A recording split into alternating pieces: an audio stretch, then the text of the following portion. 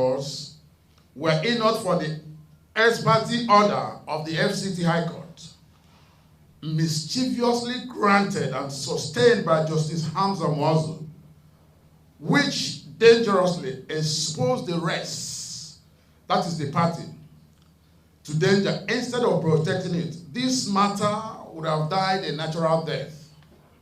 We had it on good authority that their sponsors are leaving nothing to chance and have vowed to continue to instigate crisis in Labour Party, with the intention of benefiting from the instability which they hope will affect the party's case at the tribunal.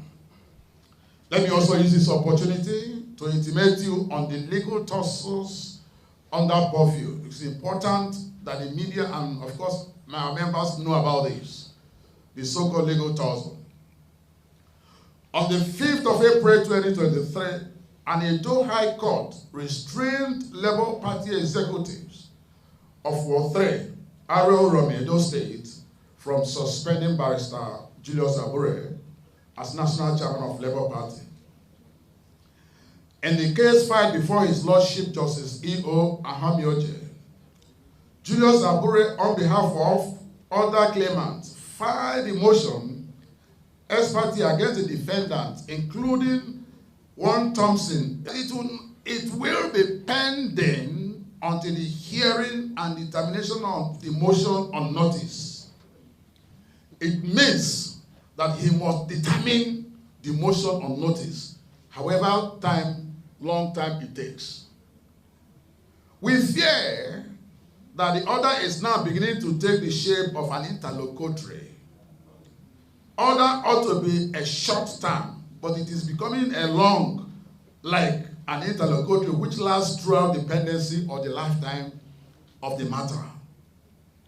We are, however, relieved that on the next adjourned date of May 12th, we invite you, please, to be part of that historic day.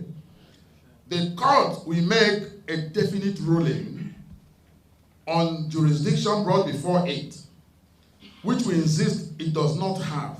The court does not have the jurisdiction. We have also taken note of Justice Muazu's frivolous issuance of ex parte in the past, even where there was no need for that.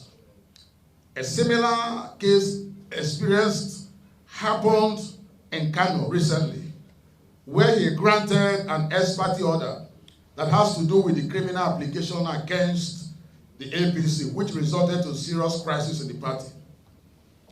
The leadership of the APC in that state appealed the order, and Court of Appeal said he didn't have the power to give such order. Supreme Court also affirmed the decision of the appeal court. Once there is a criminal element in an affidavit in support of an ex parte application, then the party is put on notice, because ex parte is what you hear from one side. In this case, we were not put on notice in a weighty criminal allegations. So the judge has even sentenced us without hearing from us. What was the implication of that? It has given the impression to the whole world that we are criminals, even without hearing from us. That is why they are parading the order everywhere. Ex parte order is almost being condemned by the Supreme Court because it is against the spirit of fair hearing. NJC policy is also very clear. It has given direction severally that the ex parte application should no longer be fancied and that judges must avoid it. In the first instance, one may ask why the appellant went to court asking Abure others to restrain themselves as officers of the party. They had claimed forgery and perjury, but these were another calculated attempt to destroy the party leadership and probably make the party unattractive.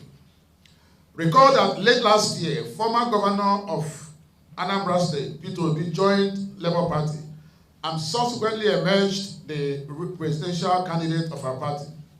As expected, there were a flurry of activities with many politicians gravitating towards our party in virtually all the states of the Federation.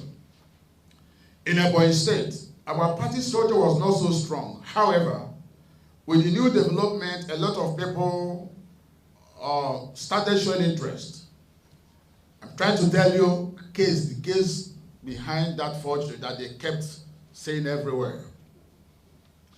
On a particular occasion, the former youth leader, Anselm Erabe, was accompanied to the National Secretariat alongside one Splendor, Eze, and some other persons from Ebonyi State who claimed they were willing to defect from other political parties to Labour Party.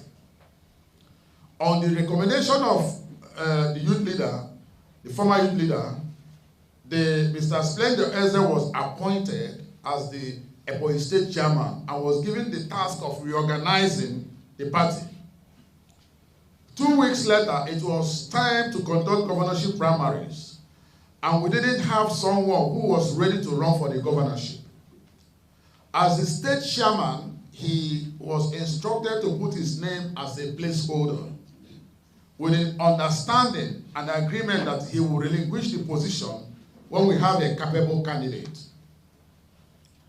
Subsequently, an aspirant with capacity indicated interest to run under the platform of the party. Splendor Eze then voluntarily withdrew, signed and submitted relevant documents upon which a fresh primary was conducted, and Edward Ubwego emerged as the candidate of the party. Few days later, Mr. Splendor Eze came to the National Secretariat with one Fidelis Nwanko, claiming that there was a candidate he prefers, and that he's the one he would want to step down for. Of course, the party, having conducted its primaries and elected Mr. Ubwego as his candidate, can't reverse his stand in line with the Electoral Act. Mr. Eze, as stated earlier, was only a placeholder. He was not in a position to dictate to the party. He didn't buy form.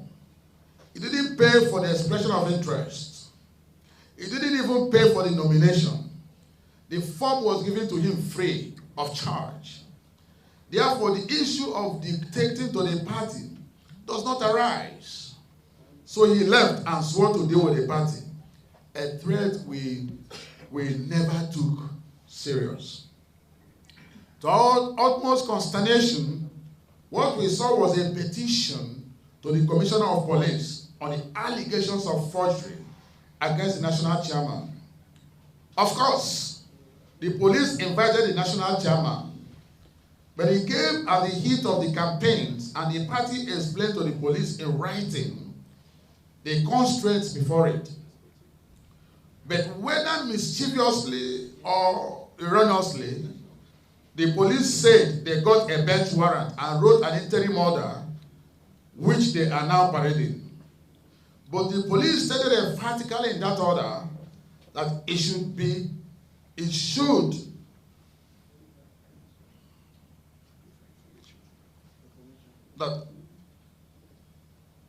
that they wrote the letter without hearing from the accused. And in the letter, the police also said that it was not subjected to any legal counsel. They did not sought for any legal counsel.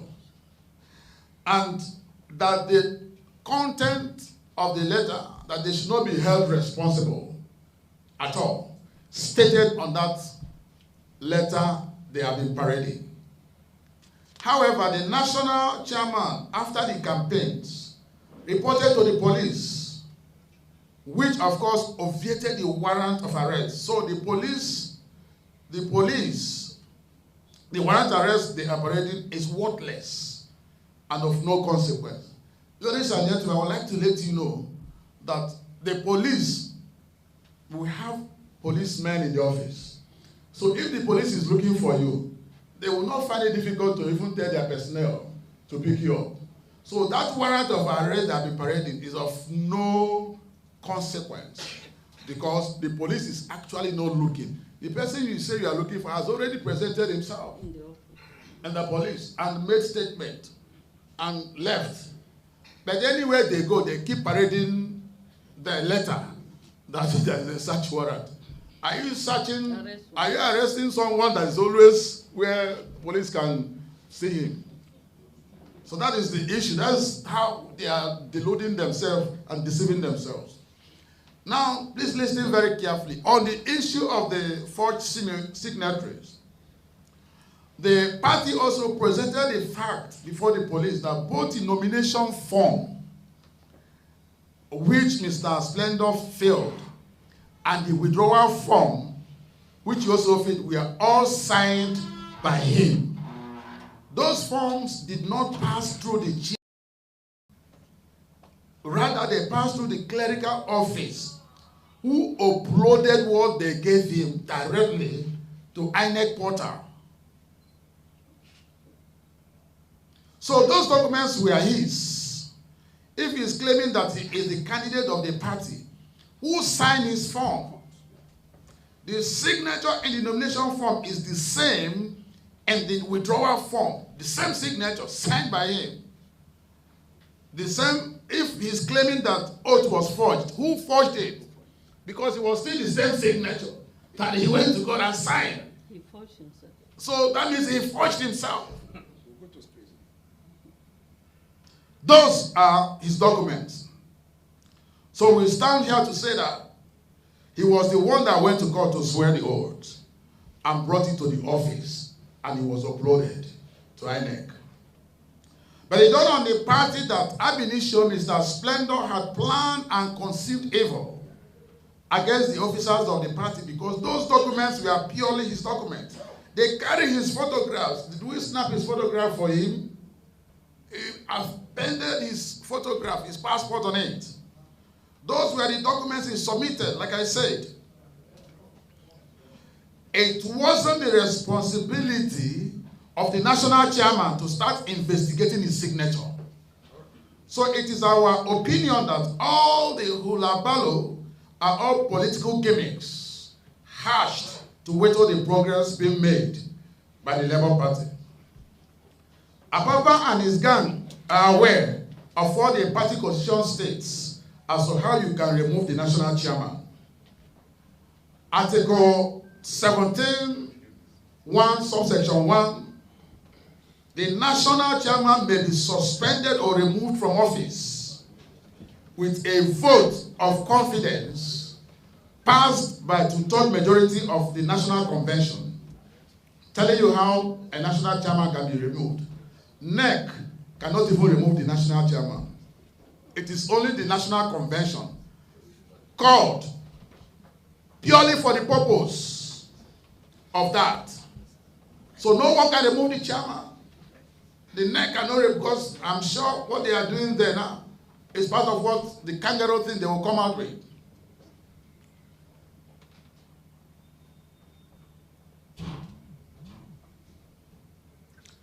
The courts have heard severally that issues of party leadership is an internal affairs of a political party for which the courts have no jurisdiction.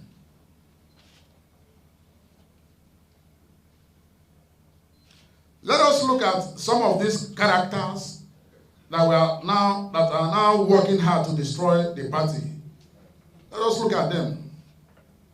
These men who have no known means of livelihood, a few days ago, recently flew into Owerri on a private jet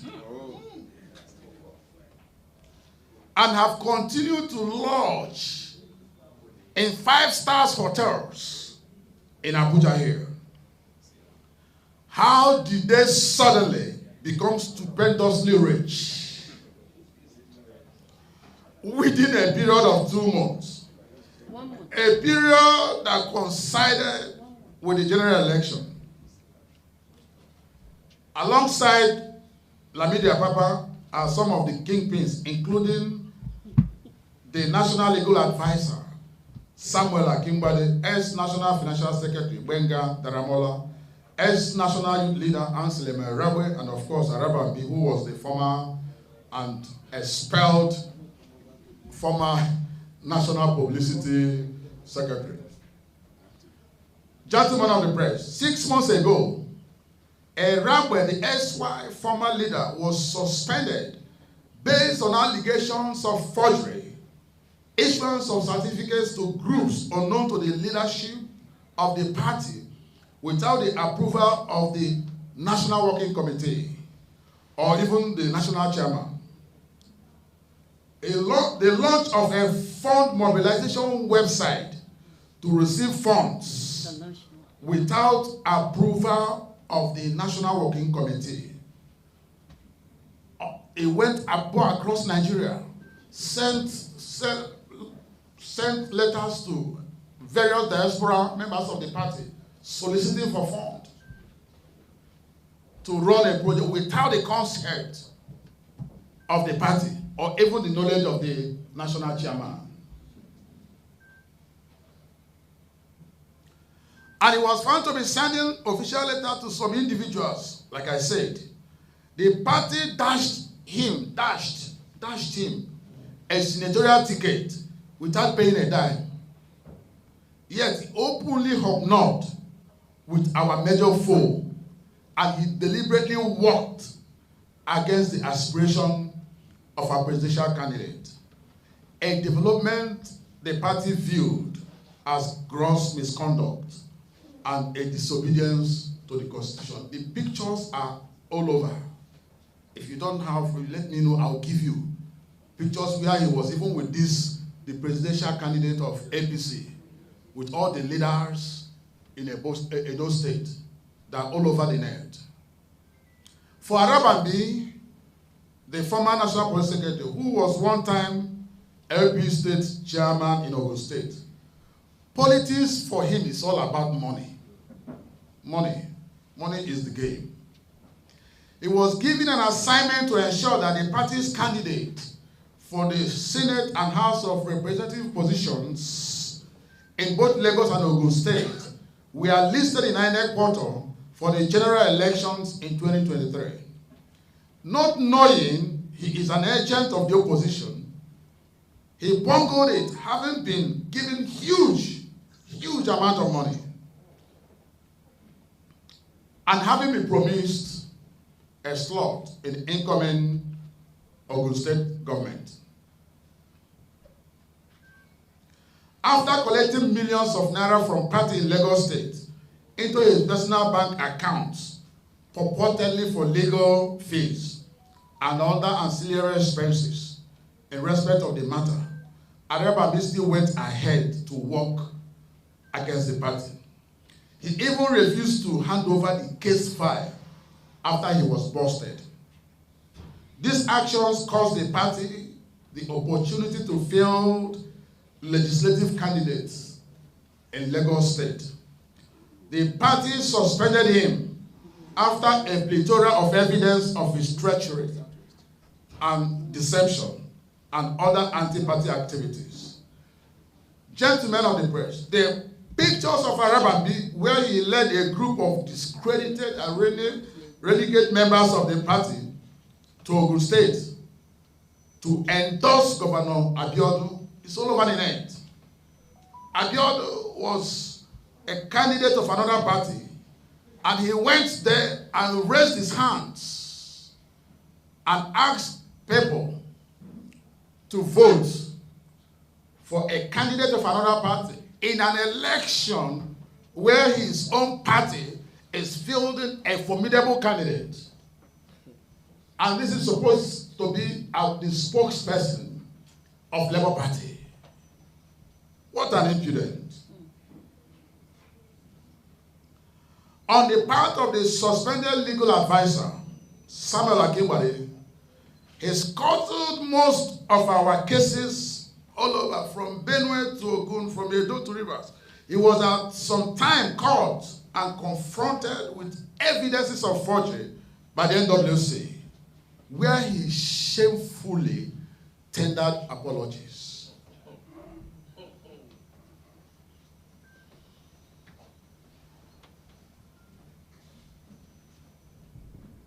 tender apologies. Last week, only last week, he was busted again for approaching some of the tribunals to withdraw all the cases lodged by Labour Party. Labour Party candidates across board. It was going from state to state. It was in Edo State, and our lawyers told us. It was in Rivers State, particularly in Obiabo local government. Our lawyers told us. In Lagos, there were so many of them. And we don't even know to the extent they planned to carry that hatchet job until they were busted and we made it known all over. All since that time, they've been running from pillar to post to defend themselves.